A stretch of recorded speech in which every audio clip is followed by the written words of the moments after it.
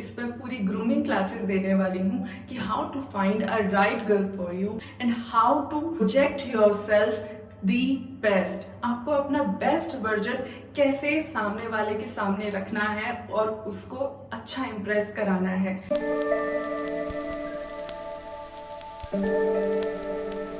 Hello everyone, तो कैसे हैं आप लोग? उम्मीद करती हूँ आप लोग अच्छे होंगे। मैं आपकी दोस्त अंजलि राणा फिर से पेश हूँ एक नई फ्रेश वीडियो लेकर, और आज की वीडियो है लड़कों के लिए। मैंने सोचा थोड़ी सी लड़कों को हेल्प कर देती हूँ, लड़कियों को थोड़ा बेटर समझने के लिए। अक्सर लड़कों की तरफ से शिकायत आती है कि लड़कियों को कोई समझ ही नहीं सकता। बिल्कुल सही कहा आपने, बहुत मुश्किल है लड़कों को लड़कियों को समझ पाना, लेकिन इतना ही मुश्किल होता है लड़कियों को लड़कों को समझ पाना। आज आपको समझाने वाली हूँ, बताने वाली हूँ किन बातों का आप ध्यान रख सकते हैं और लड़की को बेटर समझने में आपको हेल्प हो सकती है। तो ये वीडियो मैंने खास तौर से उन लड़कों के लिए बनाई है जो शादी के लिए लड़कियां तलाश रहे हैं और उनसे बात करते रहते हैं, पर उनको ये समझ में नहीं आता कि कौन सी बात है जो लड़की को बुरी लग गई। ऐसा क्या मैंने कह दिया जो इसको बुरा लग गया? मैंने तो ऐसा कुछ कहा भी नहीं। बहुत स्ट्रेट से सवाल थे जो इसने मुझसे पूछे, मैंने इससे पूछ लिए। लेकिन मैं यहाँ आपको बताऊंगी कि कौन सी बातें हैं जो आपको अवॉइड करनी है, कौन सा ऐसा बिहेवियर है, कौन से ऐसे सवाल हैं जिनको आपको अवॉइड करना है फोन कॉल्स पे या तब तक जब तक एक ट्रस्ट बिल्ड नहीं हो जाता। तो बात करते हैं सबसे पहले पॉइंट की। पहला पॉइंट है, अगर आपको लड़की बहुत सुंदर लग रही है, बहुत अट्रैक्टिव लग रही है, तो भी आप अपने इमोशंस को थोड़ा कंट्रोल कीजिए, ज्यादा तारीफें मत कीजिए। फोन कन्वर्सेशन में या पहले कॉल में या कुछ कॉल्स में जब तक एक ट्रस्ट बिल्डअप नहीं हुआ है, इतना ज्यादा खूबसूरती और तुम ये तुम वो, ये सारा जो आप करेंगे इससे आप बहुत फ्लर्टी साउंड करेंगे, और कोई भी लड़की एक फ्लर्टी हस्बैंड बिल्कुल नहीं चाहती। उसको रोमांटिक हस्बैंड चाहिए, लेकिन हर चीज का एक सही वक्त होता है। उससे पहले अगर वो चीज होती है तो वो कहीं ना कहीं ट्रस्ट बिल्ड करने की बजाय ट्रस्ट तोड़ देती है या बिल्ड ही नहीं होने देती। आपका एक नेगेटिव इंप्रेशन लड़की पर चला जाएगा। लड़कियां पहले से ही लड़कों की लॉयल्टी को लेकर बहुत डरी हुई होती हैं। अगर आप उसको फोन कन्वर्सेशंस में या चैट पे अपना ये फ्लर्टी नेचर दिखा देंगे तो वो आप पर ट्रस्ट नहीं कर पाएगी और आपको एक डिसलॉयल इंसान समझेगी और आपके कैरेक्टर पे वो डाउट करने लगेगी। तो बहुत हद तक चांसेस हैं कि वो आपके बारे में एक नेगेटिव परसेप्शन बना ले, आपसे आगे बात ही ना करे, या करे तो पहले से ही नेगेटिव होकर बात करे। तो बहुत सारी चीजों को वो नॉर्मल ले सकती थी, लेकिन अब क्योंकि पहले से आपने ग्राउंड्स उसके नेगेटिव रेडी कर दिए तो वो उनको नेगेटिविटी में ऐड करती चली जाएगी। तो आइए बात करते हैं अभी दूसरे पॉइंट पर। दूसरा पॉइंट हो सकता है उसकी इनकम। अगर एक लड़की वर्किंग है तो आप उसकी इनकम के बारे में ज्यादा जानकारी निकालने की कोशिश तब तक मत कीजिए जब तक ट्रस्ट बिल्ड नहीं हो जाता। वो कितना कमाती है, कितनी उसकी सेविंग है, कितनी उसकी इन्वेस्टमेंट है, कितनी उसके एसेट्स हैं, ये सारी जानकारियां लड़कों से अक्सर पहली ही कन्वर्सेशन कॉल पे निकाल ली जाती है। और पूछा भी जाए तो लड़के शायद इतना बुरा नहीं मानते, लेकिन लड़कियां बहुत बुरा मानती हैं। इसके रीजंस हैं, वो रीजंस आपको मैं थोड़ा समझाने की कोशिश करती हूँ। आप भी इस चीज को समझेंगे कि हम जिस देश में रहते हैं उस देश में मैन डोमिनेटिंग सोसाइटी है, पैट्रियार्की बहुत हद तक डीप रूटेड हम सब में फैली हुई है। ये सिर्फ जेंट्स में ही नहीं, लेडीज में भी इक्वली फैली हुई है, और लड़कियां भी इसको पकड़े हुए हैं अपने बेनिफिट्स के लिए, या ये कहूं कि माइंड की कंडीशनिंग ही बचपन से ऐसी हो रखी है। तो बहुत सारे केसेस में ये पाया गया है कि लड़की चाहे कमाती भी है तो भी वो इंडिपेंडेंट नहीं है फाइनेंशियली। उसके फाइनेंसेस वो नहीं मैनेज करती है, उसका हस्बैंड मैनेज करता है।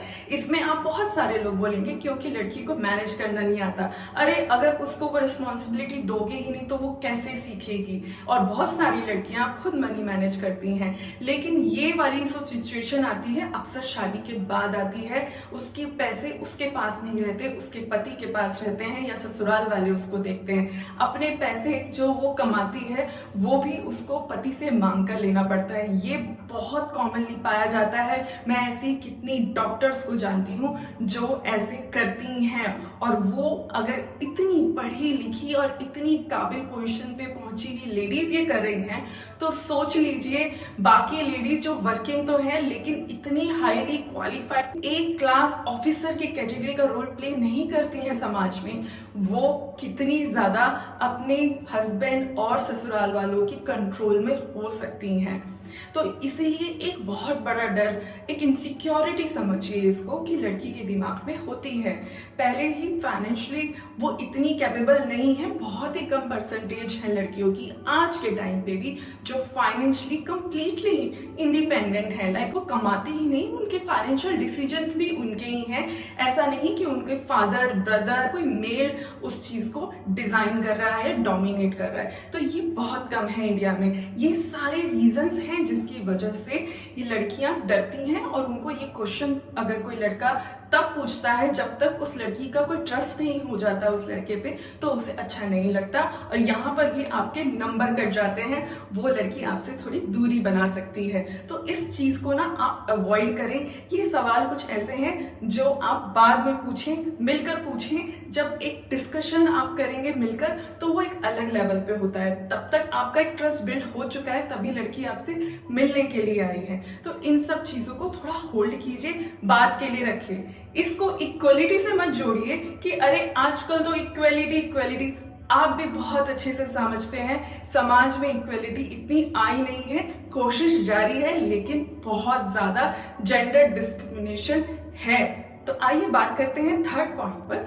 थर्ड पॉइंट है कि अगर आप बहुत ही बात करने वाले लड़के हैं, बहुत बातूनी हैं, तो आप इस चीज को थोड़ा सा कंट्रोल कीजिए, क्योंकि मेजॉरिटी ऑफ गर्ल्स उनको बात करना ज्यादा पसंद होता है और ये बहुत कॉमनली नोन फैक्ट है। लड़कियां ज्यादा कम्युनिकेटिव होती हैं, ज्यादा एक्सप्रेसिव होती हैं, तो लड़कियों को बोलना एक्सप्रेस करना बहुत पसंद है। वही लड़कों की बात करें तो मेजॉरिटी ऑफ लड़के इतने ज्यादा कम्युनिकेटिव या एक्सप्रेसिव नहीं होते। तो लड़कियों को भी चाहिए कि हमारी बात पूरी बराबरी से सुनी जाए और अगर उनका अपर हैंड रहे बोलने में तो उनको बहुत पसंद आता है। ऐसे लड़के उनको बहुत पसंद आते हैं जो एनकरेज करते हैं उनको अपनी बात रखने के लिए।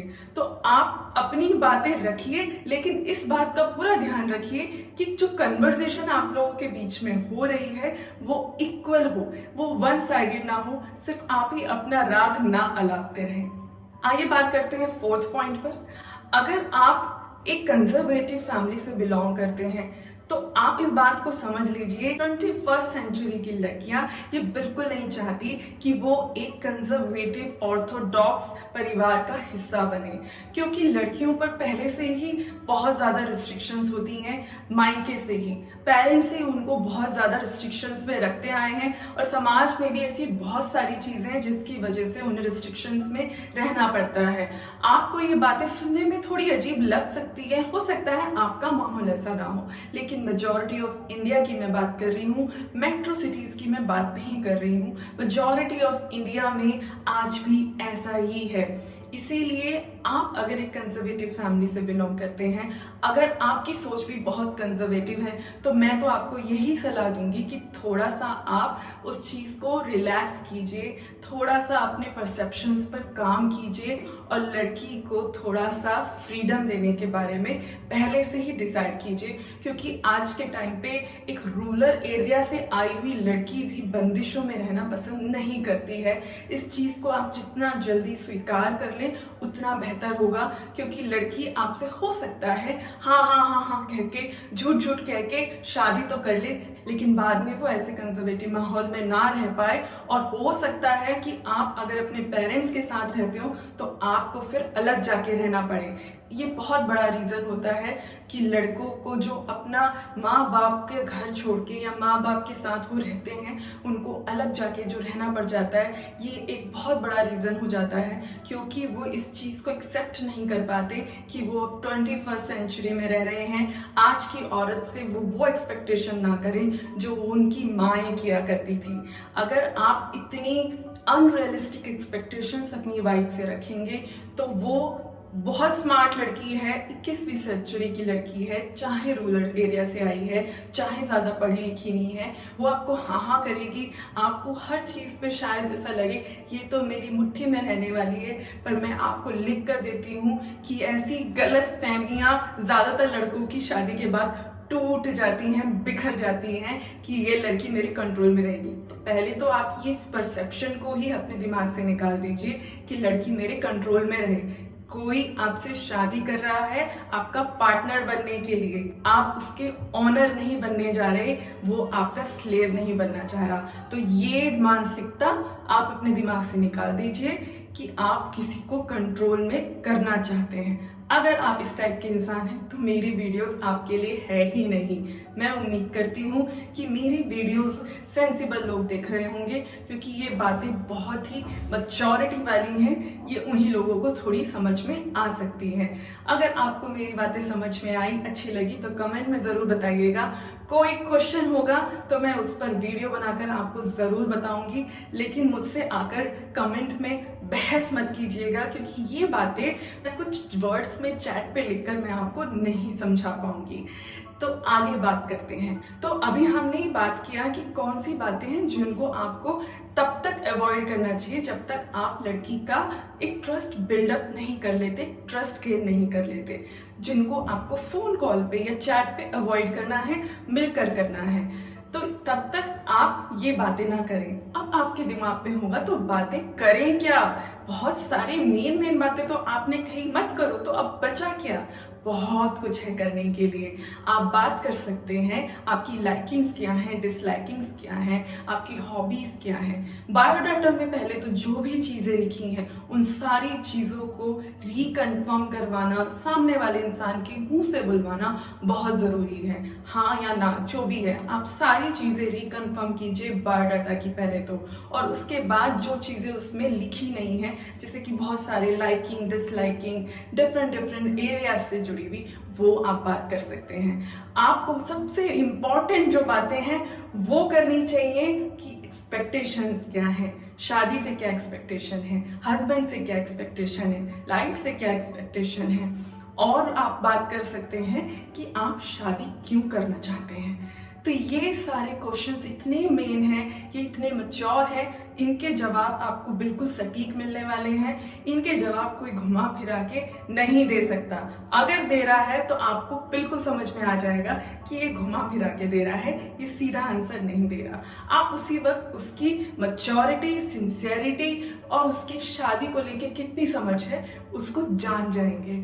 फिर आप शायद फैसला ले सकें कि आपको उस लड़की से दूसरी बार या तीसरी बार जब भी है बात करनी है या नहीं करनी है। ये 4-5 मेन क्वेश्चंस हैं जो आप पहले ही कन्वर्सेशन में या दूसरी कन्वर्सेशन में कर सकते हैं, मिलने से पहले ही फोन पर या चैट पे आप कर सकते हैं। बहुत सारी बातें हैं इस टॉपिक पे मेरे पास कहने के लिए, पर मुझे ज़्यादा लंबी वीडियो बनानी नहीं है। मैं इस पर एक और वीडियो बनाऊंगी, आपको और डिटेल में समझाऊंगी कि क्या क्या बातें हैं जो आप कर सकते हैं और उनको इम्प्रेस कर सकते हैं, उनका ट्रस्ट गेन कर सकते हैं। बहुत सारी चीज़ें हैं जो आप अवॉइड कर सकते हैं। जब मिलते हैं तब कैसे मिलना है, उनमें क्या क्या चीज़ें आपको अवॉइड करनी है, किन चीज़ों का, किन बातों का आपको ध्यान रखना है, ये समझिए। मैं आपको इस पर पूरी ग्रूमिंग क्लासेस देने वाली हूँ कि how to find a right girl for you and how to project yourself the best. आपको अपना बेस्ट वर्जन कैसे सामने वाले के सामने रखना है और उसको अच्छा इम्प्रेस कराना है। झूठी बातें तो मैं कभी भी नहीं करती, मैं आपकी ही कुछ अच्छी बातों को आपके सामने रख दूंगी। आपको बस ध्यान रखना है कि मुझे कौन सी बातें कब करनी है, कौन सी बातें नहीं करनी है। तो पर हम दूसरी वीडियो में बात करेंगे। तब तक अपना ख्याल रखिए और मेरे चैनल को सब्सक्राइब कीजिए, लाइक कीजिए, शेयर कीजिए। बाय।